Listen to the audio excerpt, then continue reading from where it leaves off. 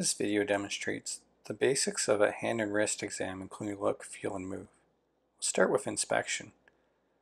Remember to look from the front, the back, and the side. Look for any swelling, erythema, atrophy, deformities, and scars.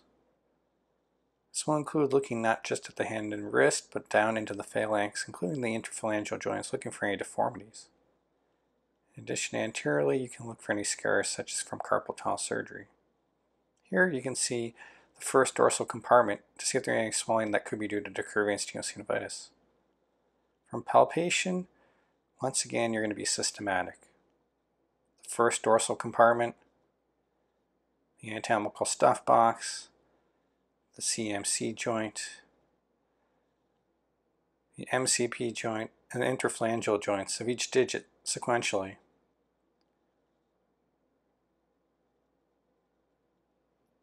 When palpating over the interphalangeal joints, you'll use a ballotment technique demonstrated here, with the index and thumb of both fingers wrapping around the finger that you're testing in ballotting to see if there's any effusion or bogginess in the joint.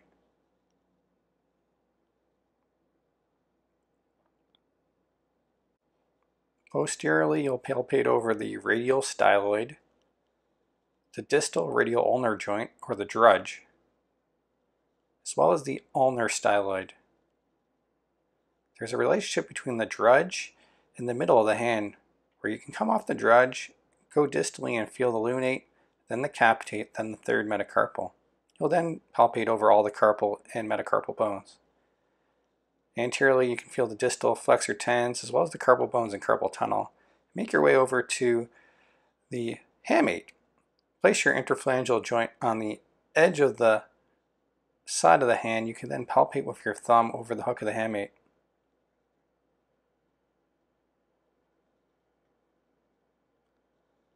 In addition, you'll palpate over the metacarpals and come over and palpate over the scaphoid bone itself. Movement. The movement within the hand and wrist include wrist flexion and extension, ulnar and radial deviation,